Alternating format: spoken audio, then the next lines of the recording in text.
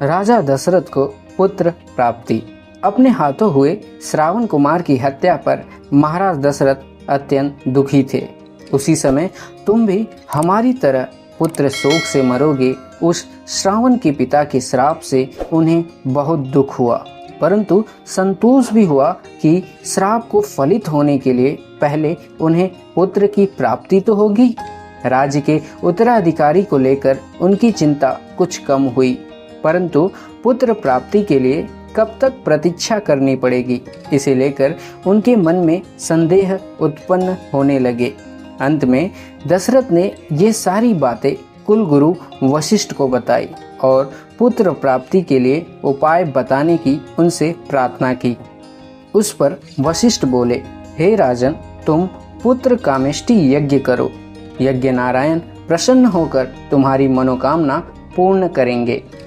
वशिष्ठ जी की आज्ञा को सिरोधार्य कर महाराज दशरथ ने तुरंत यज्ञ की तैयारियां करना प्रारंभ किया। सरयू नदी के तट पर भूमि निश्चित की गई। सभी राजाओं और ऋषि मुनियों आदि सभी को निमंत्रण भेजे गए। निवास, भोजन आदि का उत्तम प्रबंध हुआ। दशरथ ने इस अवसर पर बहुत दान किया। शुभ मुहूर्त में विधिवत यज्ञ का शुभारंभ हुआ। महाराज दशरथ अपनी तीनों रानियों सहित यज्ञ करने बैठे। मंत्रोच्चारों से दिशाएं गूंज उठी। यज्ञ कुंड में हवन होने लगा। यज्ञ कुंड से उठने वाली पवित्र लाल पीली ज्वालाओं के तेज से आसपास का वातावरण प्रकाशमान और पवित्र हुआ।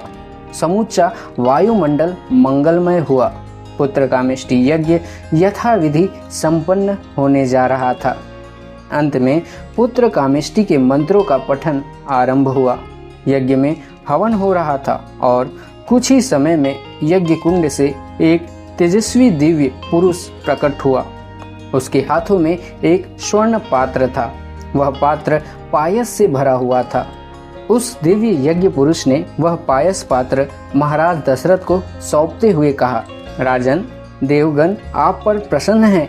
इस स्वर्ण पात्र के पायस को आप अपनी रानियों को प्रसाद के रूप में खिलाइए। इससे आपको 4 पुत्र होंगे। इतना कहकर वह दिव्य पुरुष अदृश्य हुआ। दशरथ ने प्रसन्न मन से उस स्वर्ण पात्र के पायस को अपनी तीनों रानियों में बांट दिया। तीनों रानियां गर्भवती हुई। चैत्र शुक्ल नवमी को प्रथम कौशल्या को मध्याह्न के समय पुत्र हुआ। उसका नामकरण राम किया गया। उसके तुरंत बाद सुमित्रा ने लक्ष्मण और शत्रुघ्न तथा कैकेयी ने भरत को जन्म दिया। सारी अयोध्या नगरी हर्ष से पुलकित हो उठी। समूचे राज्य में दीपोत्सव हुआ। निर्धनों को अन्नदान व धन का दान किया गया।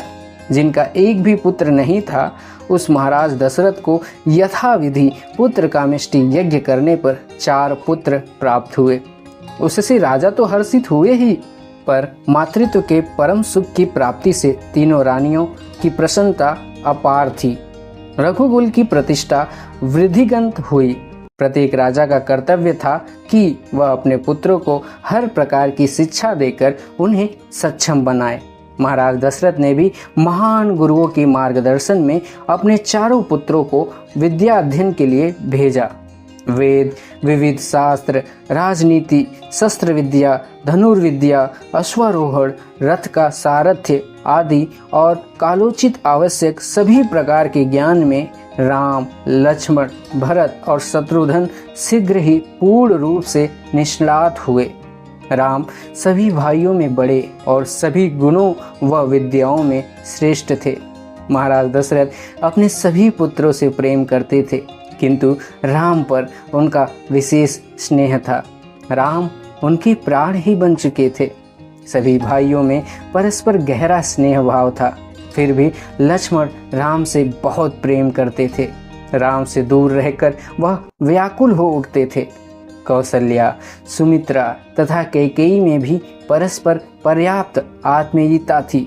सभी अपने पुत्र के साथ ही दूसरों के पुत्रों से भी बहुत स्नेह करती थी।